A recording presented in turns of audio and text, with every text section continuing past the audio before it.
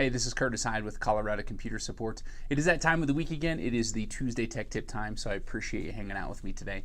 We've covered a variety of topics in the last couple weeks. We went over fishing, vishing, and smishing, all kinds of unusual things. And this is new topic today is going to be in the framework of what someone might do in this.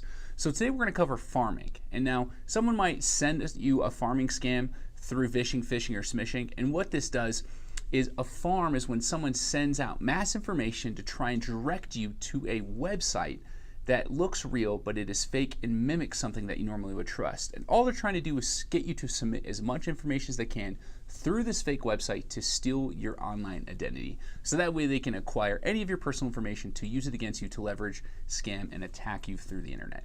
Must be careful of this. Once again, it's any type of website that may look real or familiar to yourself, but is built fraudulently by someone else to personally attack you.